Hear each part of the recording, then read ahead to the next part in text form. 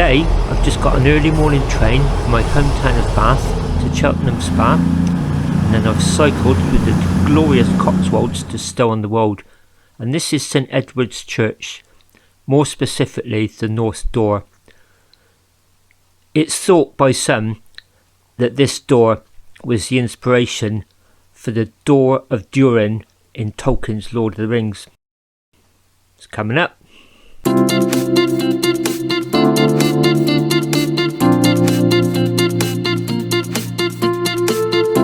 It's now 20 to 8. Just got the train up from my local station in Bath, Oldfield Park. Quick change at Bristol Temple Meads. It's 20 to 8. And as you can see, I'm outside Cheltenham Railway Station.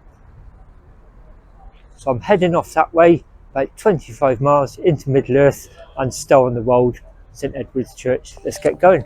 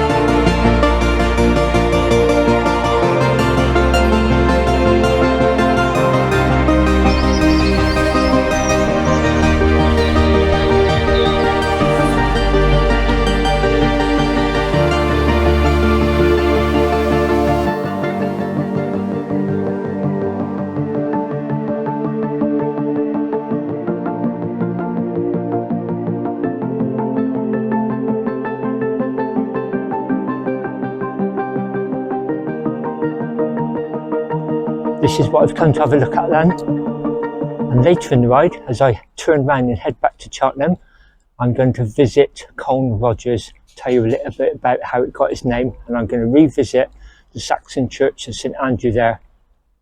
The Wikipedia page about this church says, St Edward's Church is a medieval built Church of England parish church, serving Stow-on-the-Wold, Gloucestershire. A tourist attraction, it is Grade 1 listed building. The church features a mixture of architectural styles due to additions and renovations over several centuries. I'm now reading from the Atlas Obscura page about St Edward's Church, Stow-on-the-Wold. This medieval sanctuary tree-framed door looks like a portal to a mythical realm. It continues, bound by two ancient yew trees, this door looks more like a portal to a fairy realm than a church entrance. The arched opening, capped by colourful stained glass windows, beckons visitors to unleash their imaginations and fantasise about the magical worlds that may be hiding on the other side. There's little wonder why local lore says it inspired J.R.R. Tolkien's Doors of Durin. Like this door, those elven entrances were flanked by two magnificent trees. The Door of Durin then was the entrance to the mines of Moria in Lord of the Rings when the Fellowship were trying to get to Lothlorien. They tried to cross the mountains, but the weather was so severe that they decided reluctantly to pass through the mountain, through the so-called Mines of Moria, and the door of Durin was their entrance. I mean, luckily there's not a lake right next to this church, otherwise I'd be a bit spooked. People speculate that the writer came across the door during one of his many visits to the Cotswolds. It's said that those yew trees were planted as saplings when the church was first built. I read Lord of the Rings in my late teens because when I left my first job in 1977, they had a whip round for me, as you do, and they gave me a copy of Lord of the Rings, and I read it around the age of 17, 18, and I just fell in love with it, and it just sparked so much imagination. It was round about the time I started to travel myself as well, so I was really in tune with the whole idea of it. But believe it or not, I did not know about these doors until quite recently. It just came up on one of my social media feeds, so it just shows no matter how old you are, you're always learning new things. The route was come from Cheltenham eastwards across the Starnwold. Now I'm going to head south slightly and then start looping my way back round to Cheltenham for my evening train home. I'm going to revisit Coln Rogers. There's a wonderful story there I discovered recently how it got its name. The Coln Valley, where it's situated, is a wonderful corner of the Cotswolds. It really is beautiful.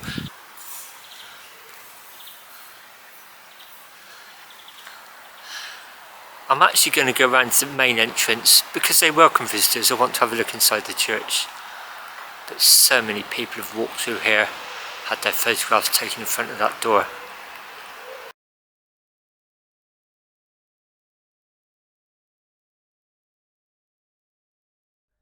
Right, let's go and have a look inside.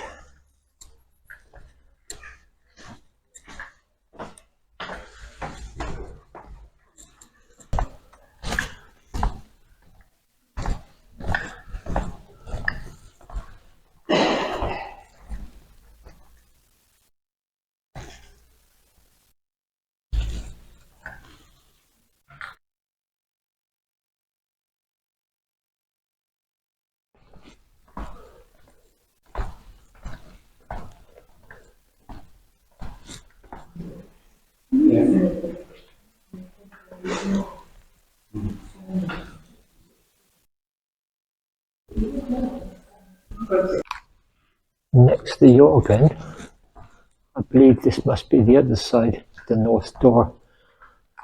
There's wonderful yew trees either side of it.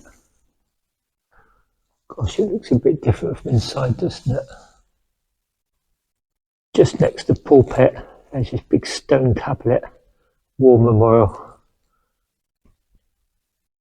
It said, the rood beam in this church was erected in memory of the fallen who laid down their lives in the Great European War, 1914 to 1919.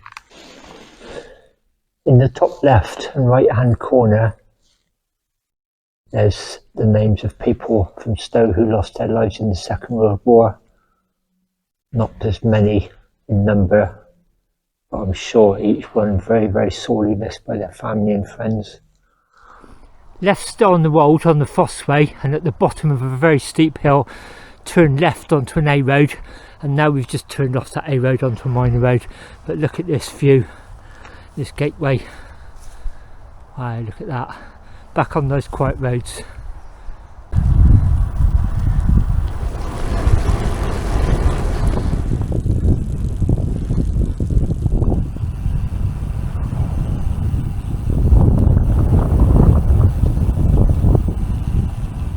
It's 1:15 and I've just stopped in the Cotswold market town of Northleach. Going to have my lunch here. I'm about halfway between Starnwold and my second point of interest today, Coln Rogers. It's time for lunch. Give you a quick sweep of the market square, and it is market square today, it's market day. Stopped here many times. The last time was late afternoon, early evening on the first day of my Thankful Villages tour back in June. I'd just come from Coln Rogers actually. I was heading to Upper Slaughter, so today I'm going in the opposite direction, down towards Coln Rogers, and then after that back into Cheltenham, where I'm hoping to get some tea before I get the train home. In the market square is this Cotswolds Area of Outstanding Natural Beauty Information Board, AONB.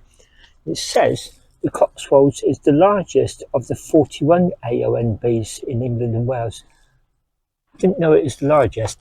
Gives you a good idea, show you what we've done here. So I've got the train to Cheltenham there. Road along there to stay on the Wold. I'm now down at Northleach and I'm heading down to the Coln Valley. It's a very small chalky river just south of Chedworth. That's the Roman villa. In fact, I'll be riding along part of the Fossway later on, just a short stretch, before I then head back up to Cheltenham this evening.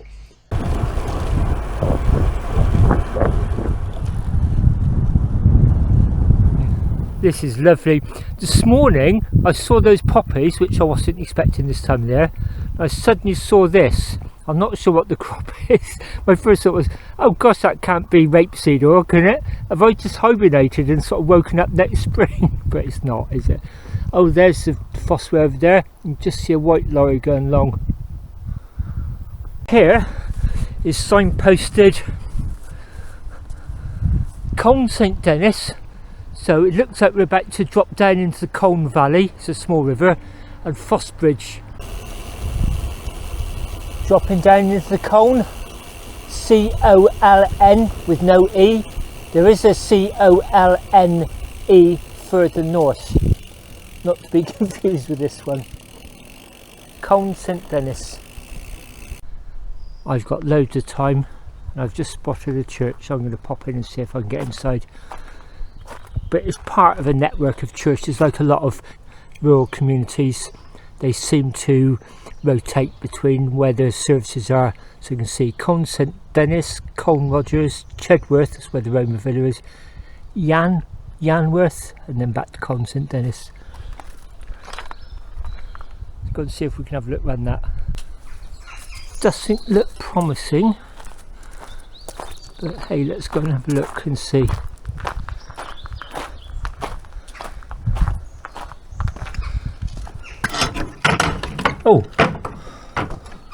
Oh, yes it is. Don't go by first impressions. Take my hat and glasses off before I go inside. Oh, this is nice. Rectors of this parish. Oh, look at that lovely old wooden organ with all the pedals. Metal pipes. Quite often they're pigmented. Here they've just been painted gold. Trees mean life. Amen to that. As usual, always have a look at the timber beams. All the whitewashed ceiling. Gosh, look at this row of arches. God, lovely decorative lectern there. The pulpit. Brass chandelier. Altar. Gosh, bell rope. And then the stained glass window just past the curtain. Oh, this is really nice. I was thinking about J.R.R. Tolkien earlier on.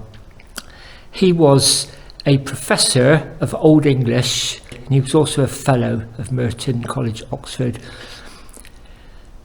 Later in life, he became a fellow of the Royal Society of Literature, presumably because of Lord of the Rings, I don't know, and also a commander of the British Empire. You know, the royalty recognised him.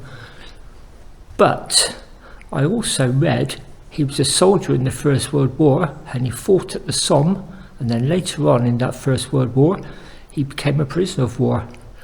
And I've always thought that Lord of the Rings is quite dark at times. You know, it's a lovely hippy-dippy novel, which is what drew me into it, but it's very dark at times. You know, good versus evil, dark versus light, and it just made me sort of think, you know, I wonder if he's weaving in his experiences from the First World War.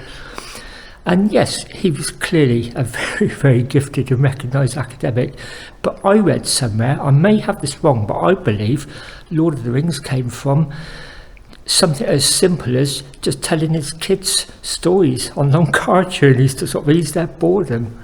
So, you know, just And also going to that church this morning and seeing the door, just sort of thinking, you know, where did all the inspiration come from? Probably, you know, a collection of, like I said, these different threads, you know, and he sort of wove them together. Just guessing there, but, you know, that's what I was thinking earlier on. Covered font by the door. It's very dark down here and very light up there. It's almost like a church of two halves. Gosh, look at almost like the velvety covered door. That was wedged open. The other one definitely looked like there was going to be no access, and I was wrong, there is. Oh, what a wonderful place.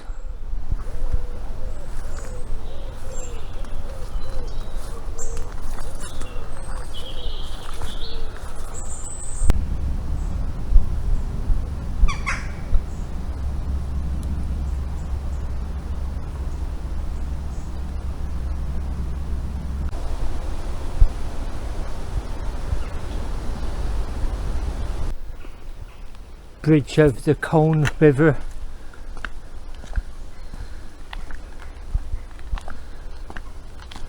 That was a church just behind that hedgerow there. Sheep all laid down in that field underneath the shade of that tree. The road bends round to the left, although there's a small track going straight on, but it's about a mile to Coln Rogers now. Just leaving Coln St Dennis. Church there I've just been in, curved round over the little river. There's all the sheep making the benefit of this shade. We're heading this way. This is the delightful Coln Valley. So peaceful here.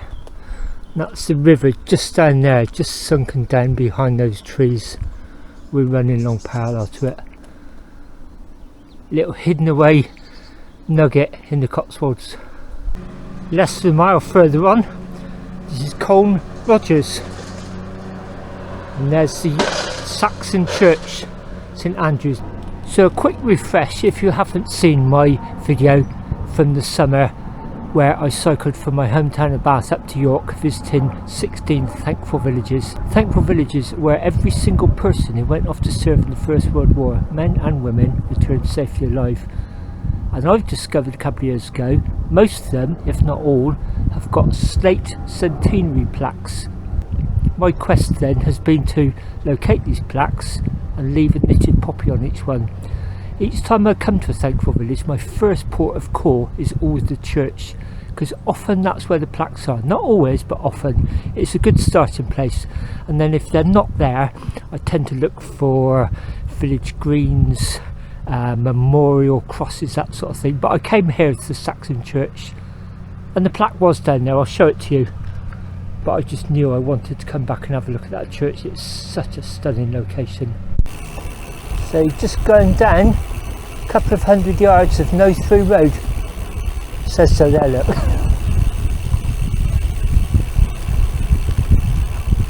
And there's the sign saying church.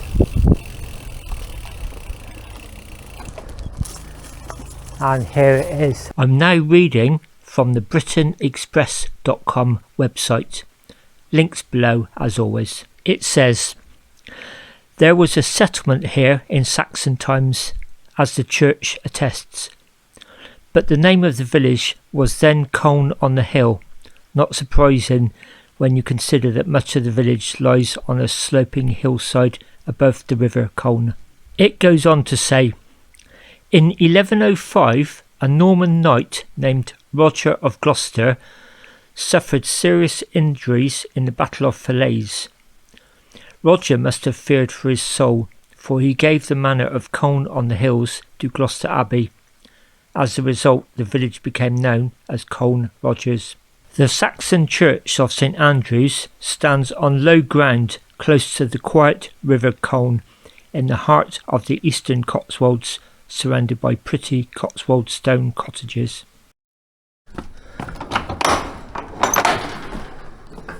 Oh, good grief! There's the poppy I left back in June.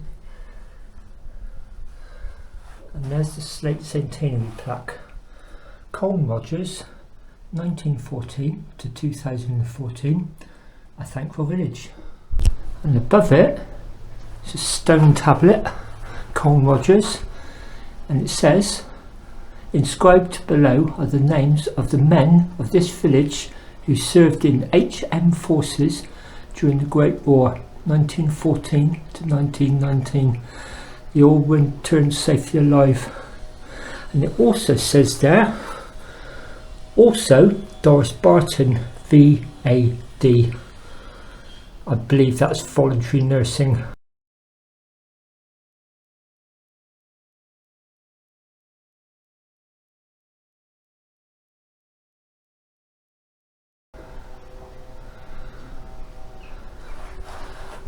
Oh, I've so wanted to come back here. Gosh, look at that wonderful stone arch. Bit of calcite on it as well. Oh gosh, that's right. The mezzanine up there with the raised organ, front by the door. So cool in here. That looks like it might once have been a door. This is a Saxon church. Got a stone pulpit.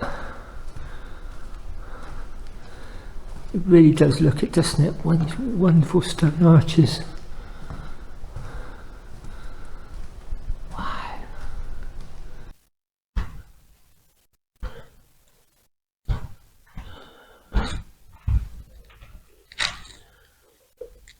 That's St Andrew, who this church is designated to. Oh, look at that little mini stained glass window. The offerings of 2 little girls baptised in this church, CF and DF. And this is walking from the altar back into the nave towards the door.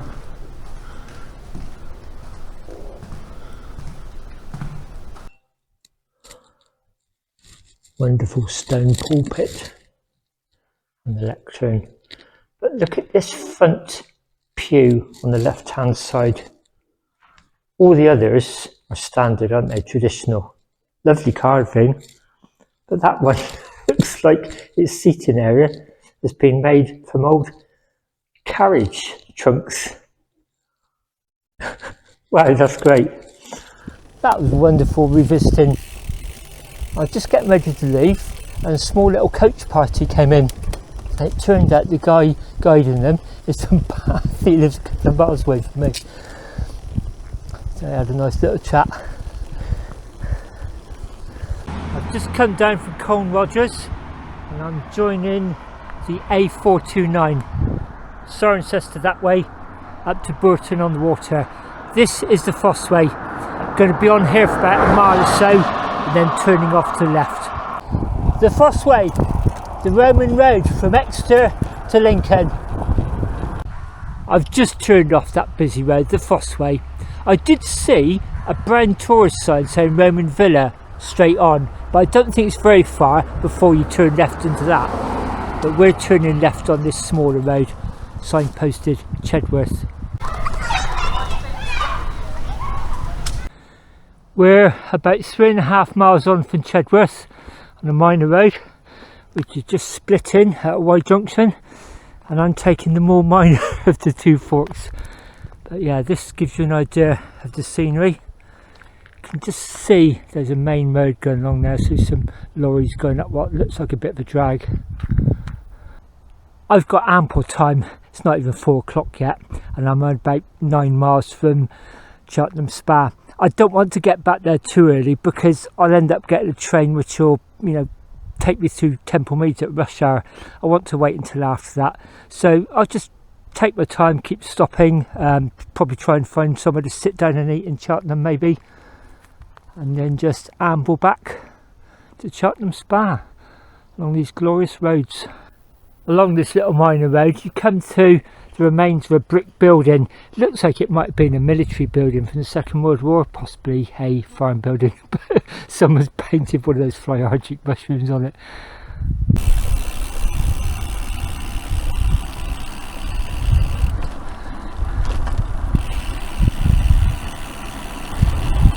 Bit of rough stuff, Not sure how long we're on this.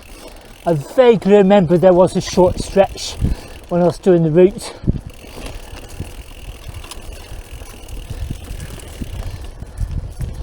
It's rideable on narrow tyres, dropped handlebars. Won't want to do this after rain though.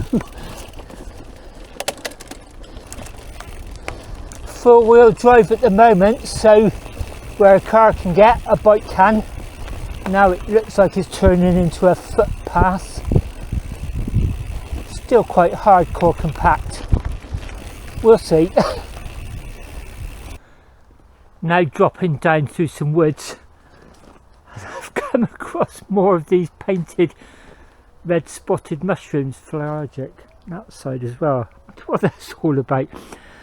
I could have carried on down there and the road started dropping steeply, and I thought, oh well, it may go down and come back up. This may just go straight across. Well, it's not. This is going down steeply by the look of it. I can hear some traffic, so I guess I'm coming down to a main road. Whether I'm going to join it or cross it, I don't know. I better switch the camera off. This is getting a bit technical. As I said, just to my left, literally a couple of 100 yards, there was a lane going down there, and I thought, why go down the gravel when you can go down the lane? And then I suddenly thought, no, last week when I got to that church tower remains at Upton, that was by going up a gravel track, and that was one of the highlights of the ride for me. And I guess it's a bit of fear of missing out. I didn't want to miss anything spectacular. Hello. It was worth it coming down here just to see these two lovely fellas. Right, let's go and see what's happening here. My instinct says, I wonder if this is the course of an old Roman road. I don't know enough about them up in the Cotswolds. Definitely feels like a trodden path. What's happening here?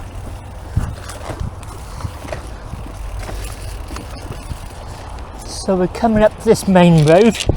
Looks like we're bearing right. So the road I was on was just to the right of those pylons, and it would have come down there and joined the main road, which is over there. So this is basically just taking us down here. So I think we would have come in from the Cirencester road. It couldn't have been more than about a quarter of a mile if we'd carried on down that lane. But look at that red brick turnpike toll house possibly over there with a thatched pointed roof. We're going up here. Over that way by the look of it. I see, then we've just come through that gap there of this crossing, and then it's sending us along there. Charlton Kings on the outskirts of Cheltenham.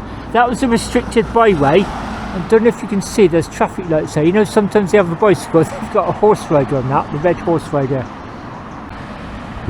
Okay, I can see what's happened. We came down through that gap in the trees, crossed the pedestrian crossing there. I thought we were going to run alongside that road. We're actually turning off on this little lane. So that's the A435 on our right hand side, and this is a little lane about 50 yards to the left of it. That was signposted Charlton Kings, Cheltenham. So we're running parallel to it at this moment. We seem to be diverging to the left a little bit. We're still heading in the general direction of Cheltenham.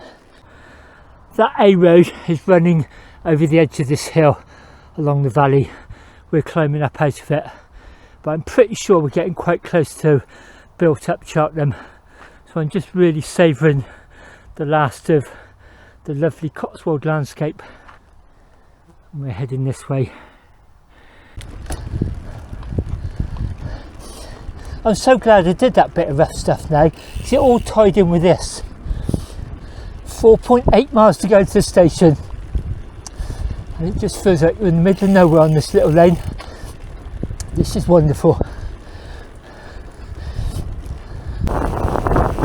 Dropping down quite steeply now with about 4 miles to go. Well, that was Hartley Lane I've just dropped down. I'm just joining this road here. It's a main road, but it doesn't look too busy.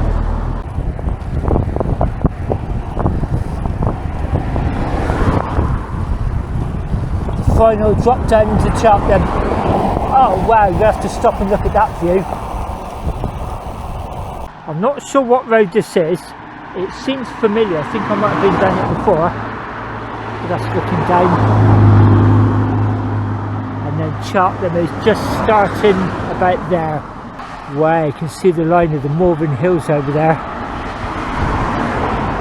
Forest of Dean right over there. Just a little bit of slither catching the sun of the Severn. Oh wow. The Welsh mountains in the very far distance. I can just see along that main line, in between a gap, I can see the Brecon Beacons there. A bit further down the hill, starting to really see Cheltenham now. Big pointy church spire there. And here's the boundary sign. Welcome to Cheltenham Spa. Centre for the Cotswolds, twinned with Annecy, France, I've been there, Cheltenham, USA, haven't been there, Göttingen, Germany, Sochi, Russia, Wahai, China, Wahai lad. No wonder coming down off that hill and those amazing views look familiar. That was Bath Road, so I have been down there before. Just the fact I joined it at a completely different point. I came along here, slightly off my Garmin route because it just looked like lots of shops. I asked this woman, was there a good fish and chip shop? She said literally right opposite. I was virtually staring at her. She said that's really good. So I've just got some fish and chips, some fizzy drinks. I'm right outside the back of the college, I think. And I've got about an hour before my train, which is less than a mile away. So tea time. Fish and chips and Fanta, just the job. Even got some lemons to squeeze on it, look.